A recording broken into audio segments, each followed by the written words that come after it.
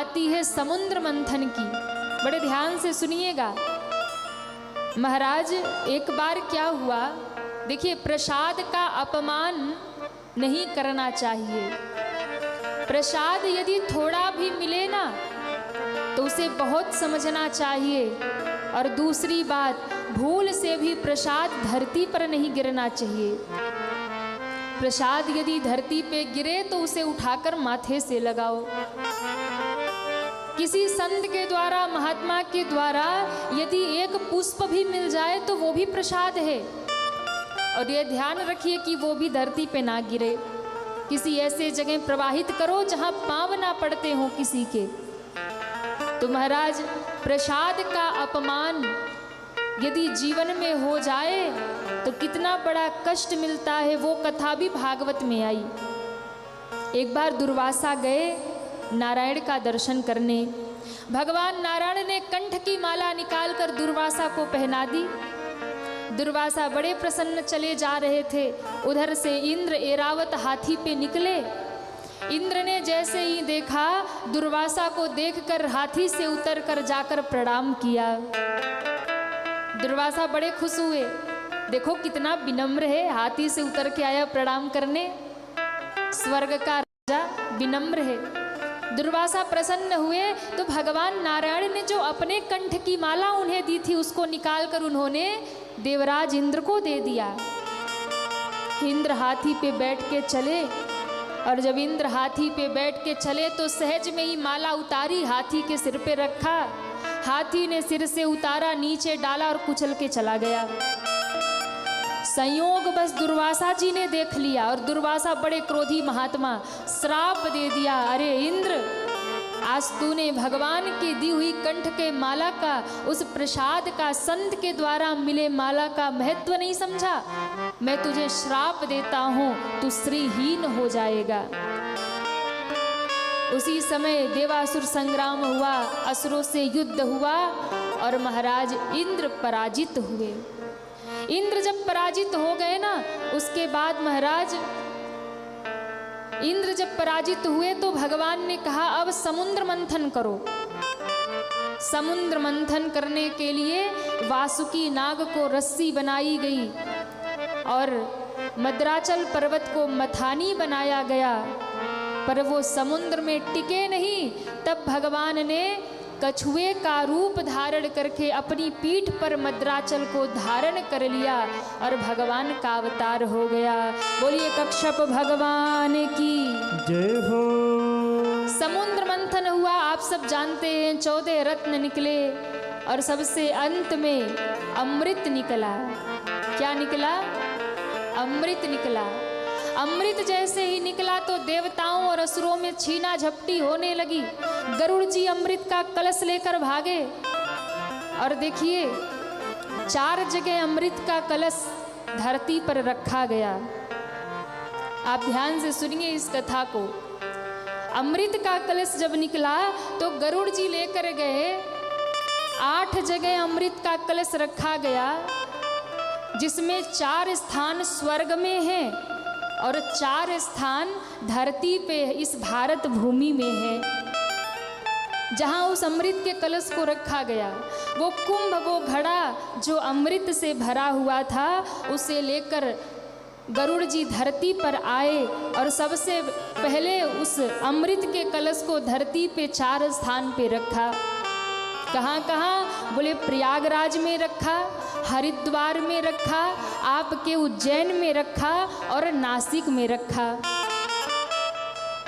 और इन 4 जगहों पर जब उस कुंभ को, कुंभ कहते हैं घड़ा को, और वो घड़ा जब 4 जगह रखा गया तो इसलिए इन चारों जगहों पर महाकुंभ लगता है और उसमें जाकर के सब संतों का दर्शन होता है। क्यों? क्योंकि उस अमृत कलश को रखने से अमृत 4 जगह छलका था। और ऐसा माना जाता है कि जब वो तिथि, जब वो समय लौट कर आता है तब महाकुंभ लगता है। और जब महाकुंभ लगता है तो वो जो अमृत है उस तीर्थ में प्रकट हो जाता है। इसलिए जब महाकुंभ 12 वर्षों में लगता है देखिए इस बार प्रयागराज में महाकुंभ लग रहा है। 6 वर्षों में अर्ध कुंभ, 12 वर्षों में महाकुंभ। और जब महाकुंभ लगे ना तो जाकर के हमें भी दर्शन करना चाहिए, स्नान करना चाहिए, उसका बड़ा लाभ होता है। और इस बार प्रयागराज में महाकुंभ लग रहा है। संत महात्मा एकदम तैयारी में लगे हैं महाकुंभ के स्नान में। और देखिए तीर्थ में जाइए, प्रयाग में जाइए, नासिक में जाइए, कहीं भी जाइए, महाकुंभ में जाइए, उज्जैन में जाइए, तो कुछ बातों का ध्यान जरूर रखिए। अभी महाकुंभ लग रहा है, बहुत से लोग जाएंगे, जैसा यथोचित समय मिल जाए जाना चाहिए, स्नान करना चाहिए। और महाकुंभ में जब आप जाकर के गंगा, यमुना, सरस्वती जो नदियों का संगम है उसमें जब स्नान करते हैं तो स्नान मात्र से ही अक्षय पुण्य की वहाँ प्राप्ति हो जाती है, जो कभी क्षय नहीं होता, अक्षय पुण्य की। पर समझने वाली बात ये है कि वहाँ किया गया पुण्य आपका अक्षय हो जाएगा, लेकिन यदि वहाँ जाकर पाप कर दिया तो वो भी अक्षय हो जाएगा। इसलिए तीर्थ में बड़े सावधानी के साथ रहना चाहिए कि कोई अपराध ना बने। वहाँ जाकर निंदा चुगली मत करिए, वहाँ जाकर दूसरों की बुराई मत करिए, वहाँ जाकर किसी के लिए गलत भावना मत कीजिए। इसलिए जब भी आप जाइए स्नान करने तो नियमों का पालन करिए, जितना हो सके गुरु मंत्र का जप करिए, भगवत नाम का सुमिरन करिए, भगवान का स्मरण करिए। जब भी तीर्थ में जाइए, महाकुंभ में जाइए, प्रयागराज में जाइए, महाकुंभ में जाकर के नियमों का पालन करिए, संतों की सेवा करिए, कुछ जितना भी सामर्थ्य हो दान करिए। और एक बात, आपका जो भी सामर्थ्य है दान करिए, पर वहाँ जाने के बाद भी किसी भी संत के प्रति मन में कभी दुराव मत रखिए। कोई भी संत हो उसे प्रणाम करिए, क्योंकि दृश्य और अदृश्य रूप में न जाने कितनी विभूतियाँ, न जाने कितने महात्मा वहाँ विराजमान हैं। ऐसा नहीं कि जो आँखों से दिख रहे उतने भी हैं, अदृश्य भी बहुत हैं। इसलिए बड़े सावधानी के साथ में वहाँ जाकर के स्नान करिए। और सबसे बड़ी बात, कुछ समय बैठकर कथा जरूर सुनिए, क्योंकि कथा सुनने का भी अपने आप में अक्षय फल है। इसलिए जब भी महाकुंभ में जाइए, जब भी आपको समय मिल जाए, यदि सुविधा बन जाए तो अवश्य जाइए, दर्शन करिए, स्नान करिए, सेवा करिए, जो भी सामर्थ्य हो दान करिए। और कुछ क्षण बैठ करके किसी संत के चरण में भगवान की कथा जरूर सुनिए, क्योंकि कथा सुनने से भी उसका अक्षय फल प्राप्त होगा।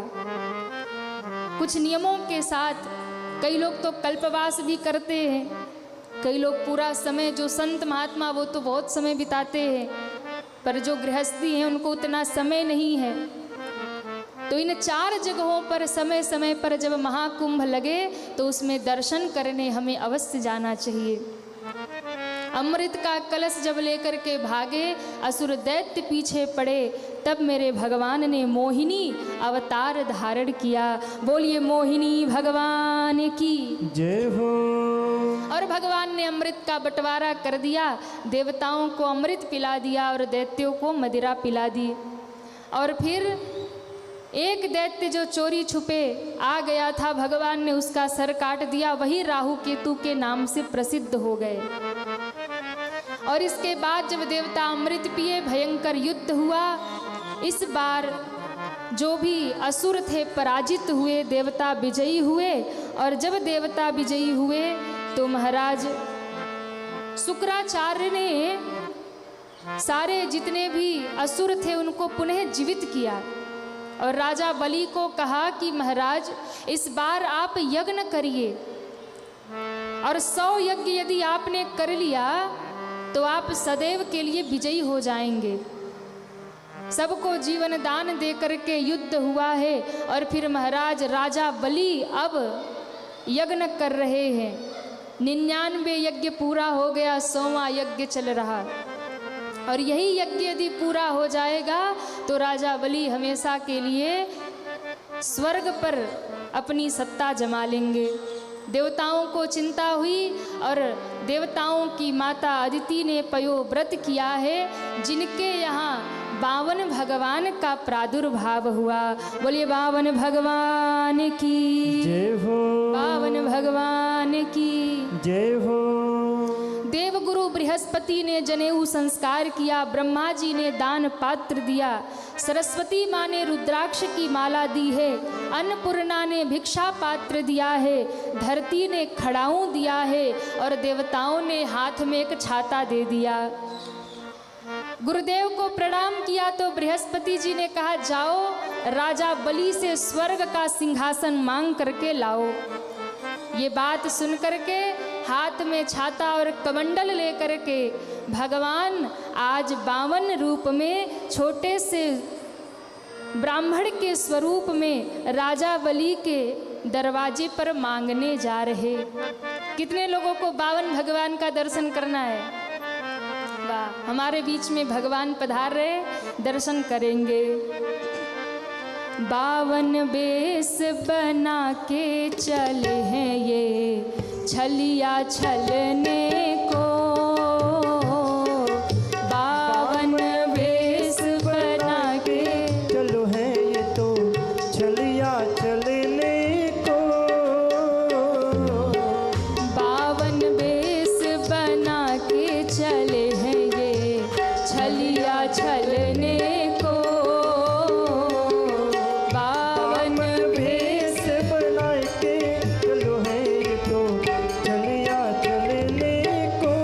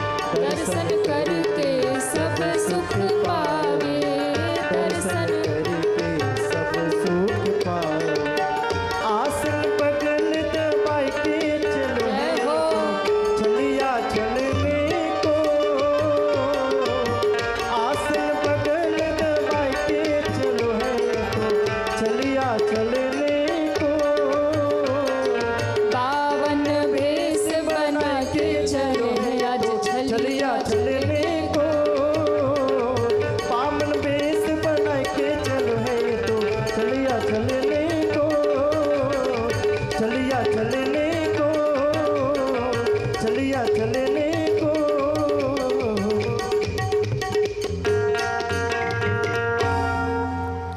बोल बावन भगवान की जय हो। आज सुंदर बावन भेष बनाकर भगवान राजा बलि के द्वार पर खड़े हो गए। और राजा बलि के द्वार पर जब खड़े हुए तो राजा बलि ने आकर दर्शन किया और कहते हैं, अरे इतना दिव्य बटुक ब्राह्मण तो मैंने आज तक देखा ही नहीं। बोल बावन भगवान की जय हो। अरे जयकारा तो जोर से लगाओ, ठाकुर जी को भी पता चले ना इतने लोग बैठे। बोल नारायण भगवान की जय हो। द्वार पे कौन आ गए? बलि के द्वार पे बावन भगवान आ गए। भगवान ने द्वार पे जब भगवान आए, राजा बलि ने जाकर के प्रणाम किया और प्रणाम करके जब उस स्वरूप का दर्शन किया तो राजा बलि देखते ही रह गए, क्योंकि कोई साधारण ब्राह्मण बालक तो है नहीं, ये तो साक्षात नारायण भगवान है। और कहते हैं, गुरुदेव आज जैसा ये ब्राह्मण बालक हमने देखा आज तक नहीं देखा, इसलिए इसको देख करके मन में ऐसा होता है कि आज मैं अपना सर्वस्व इसके ऊपर लुटा दूं। आज मन करता है सब कुछ दे दूं। भगवान मन ही मन कहते, चिंता मत करो, तुम्हारा सब कुछ ही लेने आया हूं। अरे बलि चिंता क्यों करते हो, सब लेने ही आया हूं। अब यहाँ पर राजा बलि ने कहा, कहो ब्राह्मण देवता हम आपकी क्या सेवा करें, आपको क्या दें, आपको क्या चाहिए? आप राजा बलि के द्वार पे खड़े हैं, जिस राजा बलि के द्वार से आज तक कोई खाली नहीं गया। क्या चाहिए आपको? भगवान बावन ने कहा, देखो हमें किसी चीज की आवश्यकता नहीं है और हम मांगने वाले ब्राह्मण भी नहीं है, हमें कुछ नहीं चाहिए। अरे जल पीने के लिए कमंडल है, धूप से बचने के लिए छाता है, कंकड़ पत्थर पे चलने के लिए पाँव में खड़ाऊ है, बैठने के लिए आसन है, और क्या चाहिए हमें? सब कुछ है मेरे पास। राजा बलि ने कहा, नहीं नहीं प्रभु, मेरा नियम है, मेरे द्वार से आज तक कोई खाली हाथ नहीं गया, और यदि आप खाली चले जाएंगे तो मेरा प्रण टूट जाएगा, कुछ तो मांगिए ना। भगवान ने कहा, देखो हम भी मांगने वाले ब्राह्मण नहीं है, हम किसी के दरवाजे आज तक मांगने नहीं गए, इसलिए मेरा भी प्रण है, मैं किसी से मांगता नहीं हूं। राजा बलि ने कहा, अब तो धर्म संकट हो गया। क्यों? क्योंकि आपका प्रण है, आप मांगते नहीं हैं, हमारा प्रण है, हम बिना दिए जाने नहीं देते। अब क्या किया जाए? तो महाराज कोई ऐसा रास्ता निकालो, आपका भी प्रण रह जाए, हमारा भी प्रण रह जाए, आप भी खाली हाथ ना रहो और मेरा देने का भी प्रण पूरा हो जाए, आपके मांगने का भी प्रण ना हो, ना टूटे। भगवान ने कहा, ऐसा तो कुछ है नहीं, और मेरे पास सब कुछ है, किसी चीज की आवश्यकता भी नहीं है, मांगना स्वभाव भी नहीं है, मांगता हूं नहीं। राजा बलि ने कहा, महाराज कोई तो उपाय करिए, कोई तो रास्ता दीजिए, मेरे द्वार से आप खाली हाथ जाएंगे, मेरा प्रण टूटेगा, मेरा वचन टूट जाएगा, मेरा प्रण है, कोई खाली हाथ नहीं जाता।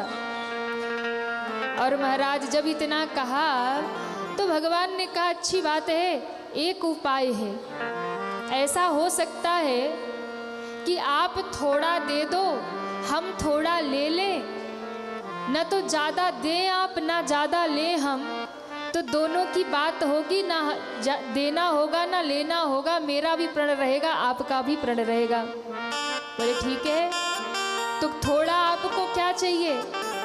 बोले और तो सब कुछ मेरे पास है, पर मुझे थोड़ी सी भूमि चाहिए, जिस भूमि में मैं अपनी आसन बिछा पाऊँ, थोड़ा सा स्थान चाहिए।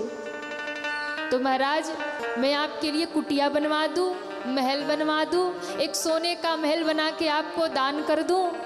बोले उसकी जरूरत नहीं है, हम अपने राम अकेले हैं। राजा बलि ने कहा अकेले हैं तब तो अच्छी बात है, आपका विवाह करवा दूं, फिर तो आपको लेने की आवश्यकता पड़ेगी, क्योंकि फिर तो धर्मपत्नी जी आ जाएंगी। अरे तो आएंगी तो रहेंगी कहाँ, अपना तो ठिकाना नहीं है। बोले हम सोने का महल बना के दान कर देंगे, आप दोनों उसी में रहिएगा। भगवान मुस्कुराए, अच्छी बात है, हमारा ब्याह करेंगे, हमें भवन बना के देंगे। बोले बिल्कुल। तब एक बात बताइए, बाल गोपाल भी होंगे? बोले हाँ महाराज होने चाहिए। तो बाल गोपाल होंगे तो फिर उनका खर्चा कौन उठाएगा? बोले आपके लिए हम राजकोष खुलवाएंगे, सब हमारे राज्य से होगा, आप चिंता मत करिए। पढ़ने कहाँ जाएंगे? बोले घर का विश्वविद्यालय है, चिंता मत करिए, सब फ्री में पढ़ाई लिखाई हो जाएगी। तो महाराज एक बात बताइए, बाल गोपाल होंगे कितने? बोले महाराज वो तो आप जानेंगे ना, 2 4 6। बोले हाँ महाराज होने चाहिए। अच्छा एक बात बताओ, यदि 4 6 बच्चे होंगे तो एक आध मर भी सकता है। बोले महाराज कोई कहा नहीं जा सकता है कब किसको जाना पड़े। तो एक बात बताओ, अगर एक आध बालक मर गया तो रोना भी पड़ेगा, रोना पड़ेगा कि नहीं? भगवान ने कहा कि रोना पड़ेगा कि नहीं? राजा बलि ने कहा गजब बात करते हैं महाराज, आपका बालक मरेगा तो रोना तो आपको ही पड़ेगा ना, कि रोने पे भाड़े वाले आएंगे? रोना तो पड़ेगा ही ना, कष्ट तो आपको होगा। भगवान ने मुस्कुरा के कहा ऐसा काम ही क्यों करना जिसमें बाद में रोना पड़े, ऐसा काम ही क्यों करना, नहीं करना शादी ब्याह। अरे महाराज तो कुछ तो मांग लो। बोले सुनो, हमारे पग से हमें 3 पग भूमि दान कर दीजिए। राजा बलि जोर से हंसे, नन्हे नन्हे चरण आपके प्रभु, उतने में तो आपकी आसन भी नहीं बिछेगी। नहीं नहीं, हमें तो बस इतना ही चाहिए, देना है तो दे दो, नहीं हम वापस जा रहे, हमें हमारे कदम से 3 पग भूमि चाहिए। बोले ठीक है महाराज, ऐसा करो जहाँ से मन करे वहाँ से नाप लो। बोले नहीं ऐसे नहीं होगा, हमें तो 3 पग भूमि चाहिए, पर उसके लिए आप संकल्प करो पहले। राजा बलि ने कहा कोई बड़ी दान होती तो संकल्प भी होता, 3 पग भूमि का संकल्प प्रभु जहाँ से मन करे नाप लो। और जब इतना कहा तो भगवान ने कहा नहीं नहीं, संकल्प के बिना हम कुछ भी नहीं लेंगे, हमारा प्रण है, आप पहले संकल्प करो। और जब इतना कहा तो शुक्राचार्य पीछे खड़े थे। शुक्राचार्य को थोड़ी थोड़ी सी मन में शंका होने लगी, अरे 3 पग भूमि के लिए संकल्प पे इतना जोर दे रहा है, कुछ तो दाल में काला है। ध्यान लगा करके शुक्राचार्य ने देखा ये है कौन। जैसे ही ध्यान लगाया तो पता चला दाल में काला नहीं, पूरी दाल ही काली है। क्यों? भगवान बामन में सीधे नारायण का दर्शन हो रहा, राजा बलि का हाथ पकड़ के खींच ले गए और कुटिया में जाके कहते सुनो, जाके कह दो हमारी तुम्हारी कोई बात नहीं हुई थी, और जो 3 पग भूमि देने की बात कर रहे हो ना, मना कर दो। बोले क्यों? बोले जो सामने दिख रहा है ना वो 52 है ना 53 है, वो सीधे 55 है,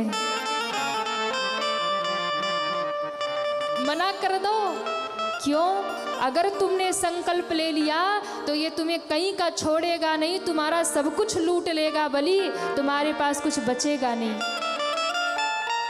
ये साक्षात नारायण है, छल करने आए। राजा बलि के आंखों में आंसू थे और राजा बलि ने कहा गुरुदेव मेरा तो सौभाग्य है, अगर मेरे दरवाजे पर आज स्वयं नारायण भी आए हैं ना तो ये मेरा सौभाग्य है, क्योंकि मेरे दरवाजे पर जिनके द्वार सारी दुनिया मांगने जाती है वो आज राजा बलि के द्वार पर मांगने आए हैं।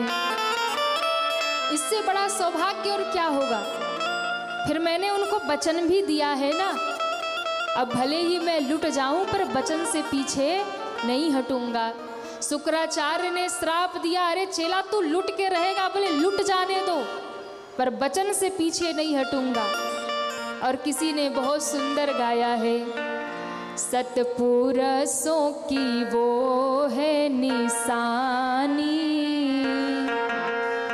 सतपुरुषों की ये है निशानी, वो वचन दे के टलते नहीं है, सतपुरुषों की ये निशानी, वो वचन दे के टलते नहीं है, सतपुरुषों की ये है निशानी, वो वचन दे के टलते नहीं है। सतपुरुषों की ये है निशानी।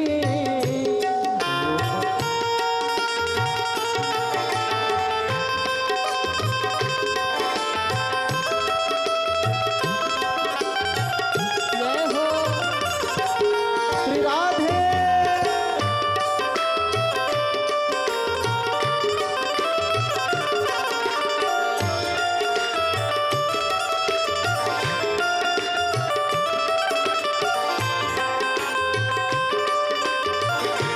जय हो।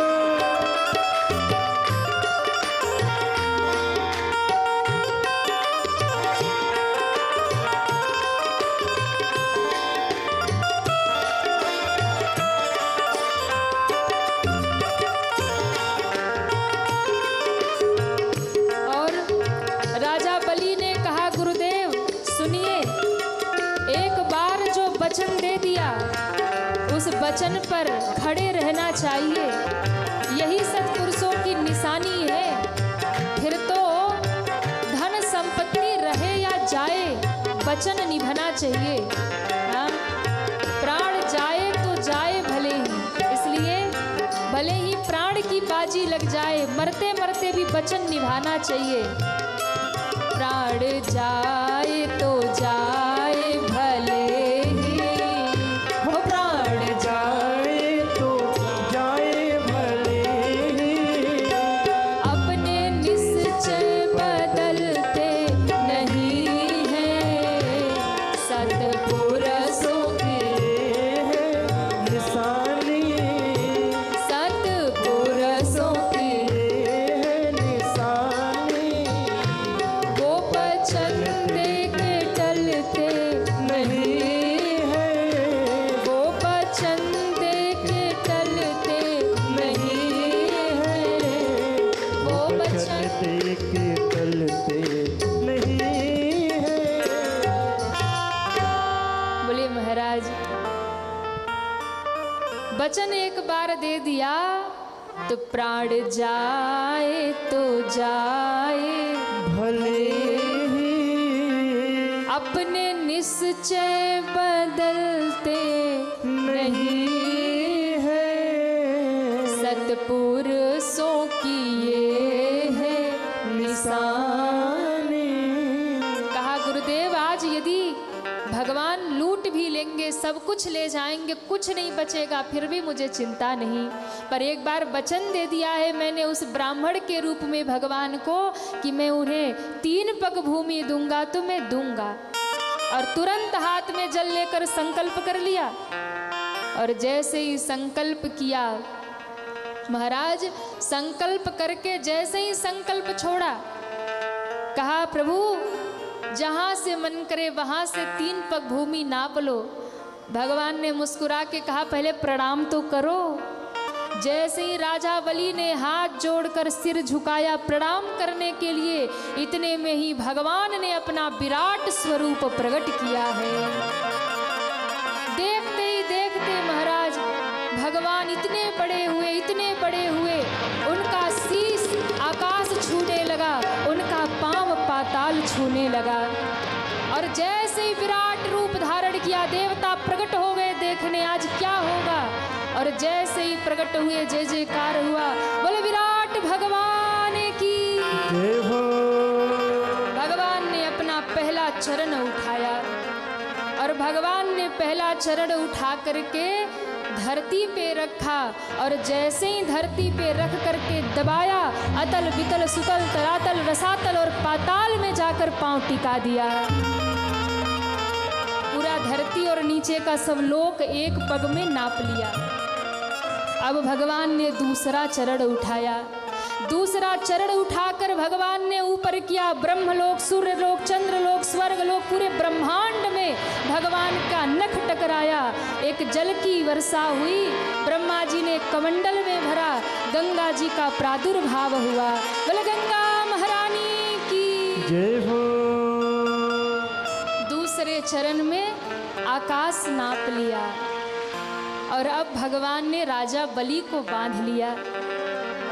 अब भगवान ने राजा बलि को देखा और कहा, राजा बलि, 2 पग में मैंने तुम्हारी सारी संपत्ति नाप ली। अब बताओ तीसरा चरण कहाँ रखूं?